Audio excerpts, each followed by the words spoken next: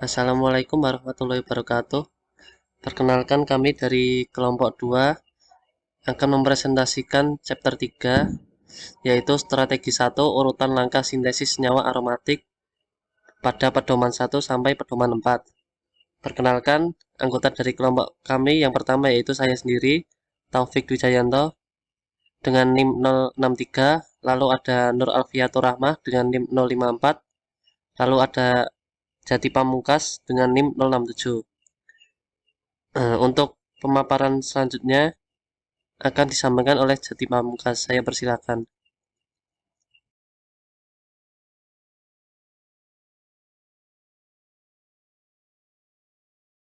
Oke, baik. Terima kasih kepada moderator atas kesempatannya.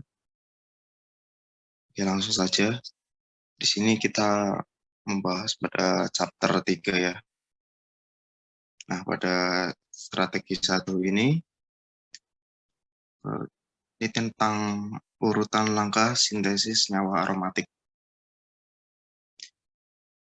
Jadi, di sini diharapkan teman-teman mampu memahami langkah mana yang harus dikerjakan terlebih dahulu dalam mensintesis senyawa aromatik atau untuk memperoleh produk senyawa atau hasil yang diinginkan.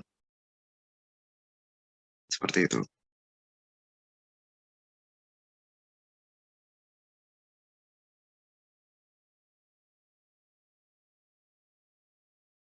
Nah, selanjutnya sini ada contoh. Ini kita mensintesis senyawa deterjen. Nah, senyawanya seperti ini ya. Namanya parasodium alkyl sulfonat. Di sini ada gugus benzen. Kemudian gugus benzen di sini mengikat alkyl dan gugus sulfonat. Ya, mungkin dilihat dari strukturnya teman-teman sudah bisa membayangkan lah bagaimana sintesis senyawa deterjen ini. Jadi kemungkinan itu ada dua ya. Apakah kita melakukan proses sulfonasi terlebih dahulu atau melakukan alkilasi terlebih dahulu.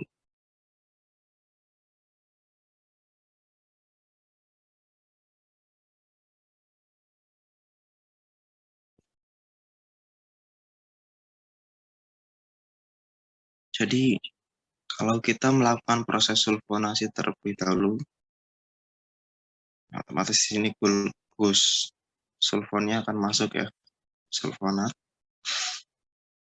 Nah, kemudian kita lakukan proses alkilasi. Nah, karena gugus sulfonat ini merupakan pengarah meta ya. Jadi alkil di sini akan masuk ke arah meta.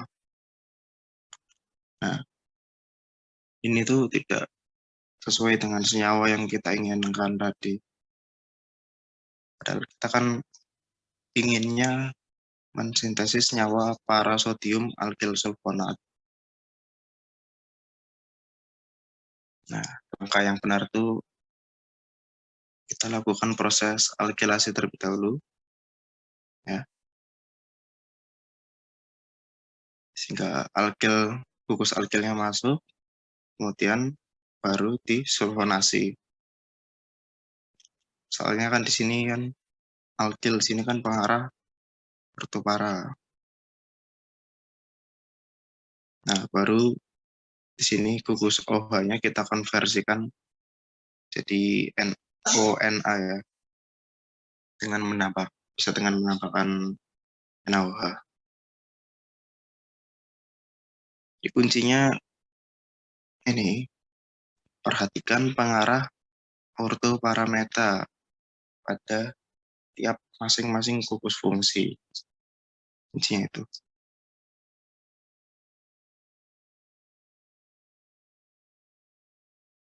White line 1. Nah, ini merupakan penuntun ya, White. Jadi langkah pertama yang harus kita lakukan itu agar senyawa yang kita atau produknya itu sesuai sama yang kita inginkan, itu kita harus eh, menaati guideline ini ya. Nah, pada guideline satu ini langkah yang harus dilakukan itu meneliti hubungan antara gugus-gugus, kemudian cari gugus yang mengarahkan ke posisi yang benar. Oke, saya ulangi. Langkah pertama yang harus dilakukan adalah meneliti hubungan antara gugus-gugus dan cari gugus yang mengarahkan ke posisi yang benar. Nah, kemudian caranya dengan melakukan diskoneksi semua gugus-gugus secara bergantian, serta melihat reaksi baliknya. Apakah akan memberi orientasi yang tepat? Oke, bisa dipahami ya. Contoh saja deh. Di sini kita disuruh menganalisis senyawa keton yang berbau oris. Oris itu nama bunga kalau tidak salah ya. Itu yang saya tahu warnanya biru, saya tidak tahu asalnya dari mana ya. Analisis senyawa keton yang berbau oris yang dapat dilakukan dengan dua pendekatan diskoneksi. Maksudnya ini, nah ini kan senyawa ketonnya ini yang tadi yang berbau oris. Senyawa keton di sini itu punya dua gugus fungsi, yakni alkil dan keton. Ini kurang O ya, maaf. Jadi kita bisa, maksudnya pendekatan dengan dua diskoneksi ini maksudnya apakah kita akan melakukan diskoneksi pada gugus alkil tersebut dahulu atau akan mendiskoneksi pada gugus keton. Nah, jadi misal kita diskoneksi gugus alkilnya ya, kita potong di sini. Jadi kita memutus ikatan antar atom C dengan C di sini, sehingga akan jadi senyawa isopropil dan senyawa keton benzen ya.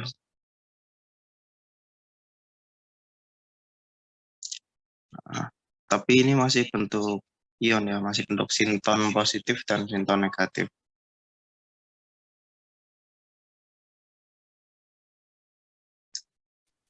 Nah, kemudian teman-teman bisa cermati terlebih dahulu, kenapa sih di sini dikatakan kalau misal kita mendiskoneksi gugus alkilnya itu dikatakan salah. Teman-teman cermati terlebih dahulu.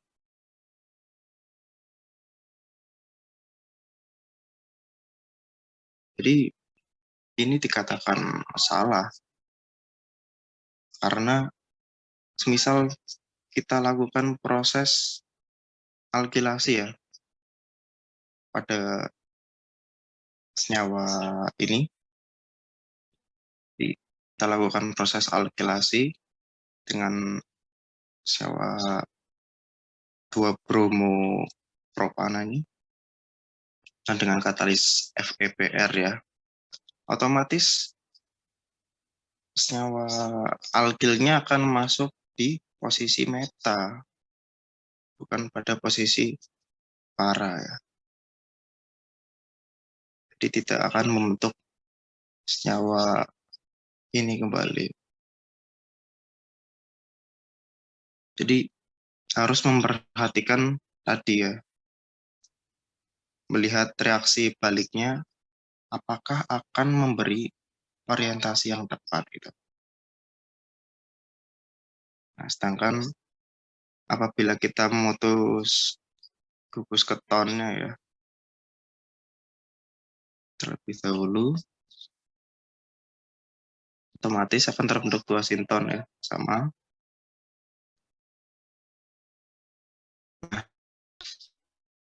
Pada gugus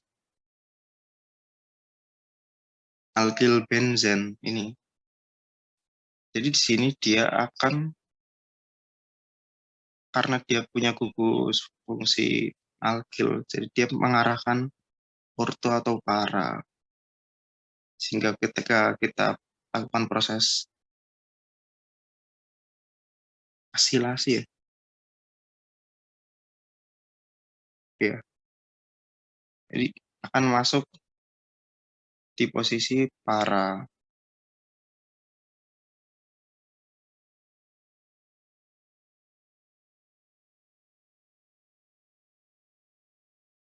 Untuk sintesisnya seperti yang tadi sudah saya jelaskan,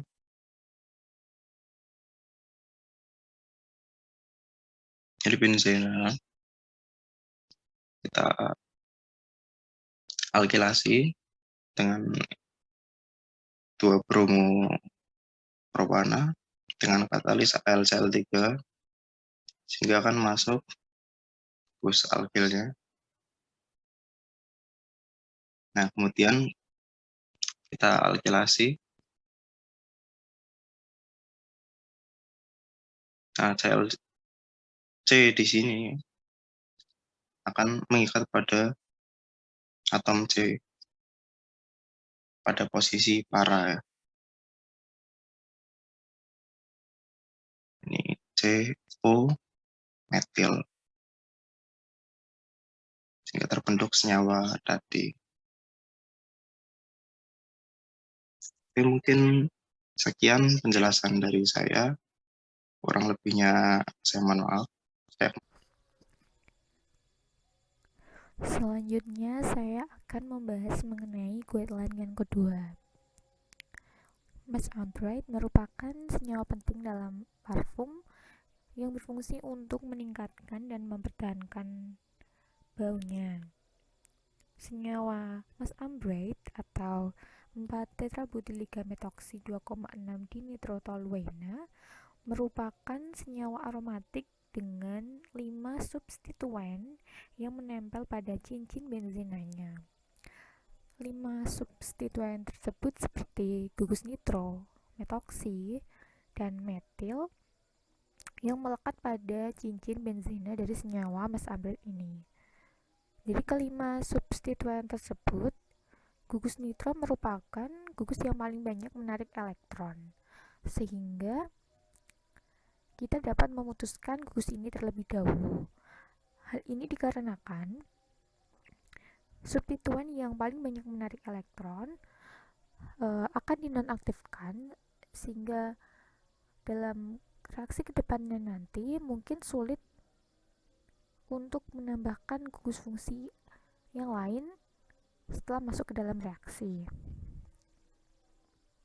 Pemutusan gugus nitro dapat dilihat pada gambar melalui reaksi nitration. Kemudian pemutusan gugus metil dilakukan dengan aplikasi dari reaksi alkilasi Friedel-Crafts, di mana pengarah ortopara dari gugus metoksi dapat menyebabkan pemutusan tetrabutil yang dapat digunakan kembali. Kemudian berasal dari senyawa yang dihasilkan pada reaksi yang sebelumnya, yaitu metametoksimetilbenzena, yang merupakan hasil dari reaksi dari metil ether yang berasal dari metakresol, maka dapat dibuat dengan agen pemetilasi apapun. Dalam reaksi ini dimetil sulfat sering digunakan, sehingga dihasilkan senyawa 3-metoksi 4-isobutil toluena seperti pada gambar. Kemudian dari senyawa tersebut dilakukan reaksi dengan asam nitrat dan menghasilkan kembali senyawa seperti semula. Kemudian penjelasan mengenai guideline 3. FGI atau Functional Group Interconversion atau interaksi antara gugus fungsi merupakan proses pengubahan satu gugus fungsi menjadi gugus fungsi yang lainnya dengan bantuan reaksi substitusi, adisi, eliminasi, ataupun yang lainnya. Apabila dalam suatu reaksi diperlukan suatu FGI, maka dalam reaksi tersebut dapat terjadi pengubahan efek pengarah gugus fungsi dengan baik. Contohnya, pengarah ortopara pada metil dapat menjadi pengarah meta, kemudian dapat menjadi trichlorokarbon triklorida atau karbon trifluorida. Kemudian pengarah meta nitro menjadi pengarah ortopara amina. Kemudian ini terdapat beberapa contoh reaksi yang melibatkan adanya HCl. Dalam reaksi yang pertama, dalam reaksi tersebut terlihat bahwa melibatkan klorinasi dan gugus metil. Karbon triklorida adalah pengarah meta, sehingga kita harus membalik FGS sebelum memutuskan aril klorida. Dapat dilihat pada gambar jika dalam reaksi FGI gugus karbon triklorida terputus dan kemudian masuk gugus metil, kemudian dalam reaksi klorinasi gugus klorida terputus dan menghasilkan senyawa toluena. Kemudian senyawa toluena tersebut mengalami klorinasi kembali menjadi para klorometil benzena. Kemudian mengalami klorinasi kembali menjadi para klorometil benzena, kemudian membentuk senyawa para klorotrifluorometil benzena dari reaksi dengan SPF5. Penjelasan selanjutnya akan dijelaskan oleh Saudara Taufik. Baik, selanjutnya ada petunjuk 4 yang materinya akan disampaikan oleh saya sendiri. Banyak gugus dapat ditambahkan dengan substitusi nukleofilik pada garam diazonium. Dapat dilihat pada bab 2 atau chapter 2 yang terbuat dari amina. Menambahkan gugus lain pada tahap amina mungkin disarankan karena gugus amino ortopara sangat terarah. Asam 7 atau senyawa ini diperlukan di Universitas Hull untuk mempelajari perilaku kristal cair yang digunakan dalam tampilan digital. Cincin benzena lainnya adalah pengarah ortopara. Jadi untuk mendapatkan klorin kita harus mengganti gugus pengarah ortopara yang lebih banyak daripada fenilamina adalah pilihan yang jelas. Berikutnya analisis senyawa pertama-tama di interkonvensi gugus fungsi dari COOH menjadi CN. Bisa menggunakan H2O dan panas. Setelah itu disubstitusi lewat jalur diazo menggunakan NaNO3. Dari diazo tadi dapat dikonversi lagi menjadi gugus amina. Lalu gugus fungsi Cl ini didiskoneksi, diputus antara ikatan C dengan Cl, sisa NH2. NH2 ini tidak bisa langsung didiskoneksi, jadi langsung diinterkonversi gugus fungsi dari NH2 menjadi NO2.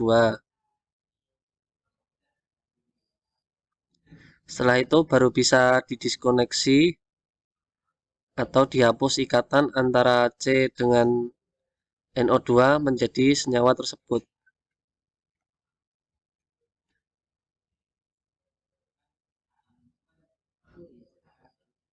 Dalam sintesisnya perlu untuk mengasilasi gugus amino untuk mencegah klorinasi berlebih. Dapat dilihat pada bab 2.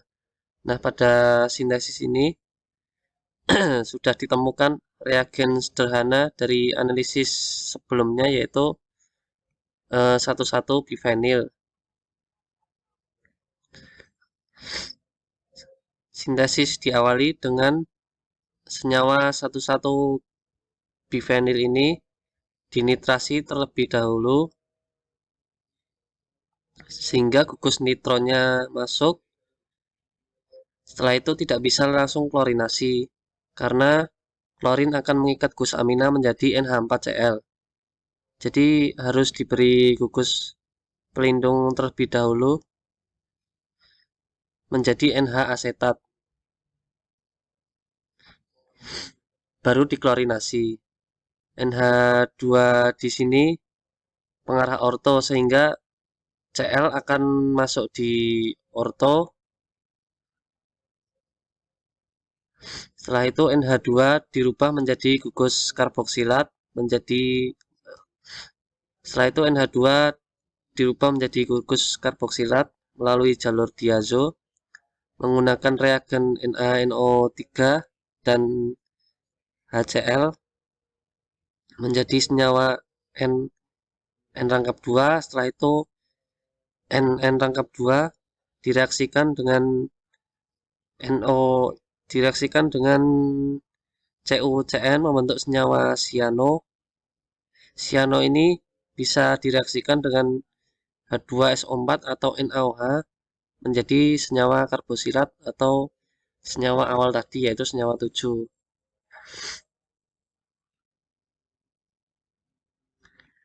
Mungkin sekian presentasi dari kelompok 2 atau kelompok kami. Terima kasih atas perhatiannya. Wassalamualaikum warahmatullahi wabarakatuh.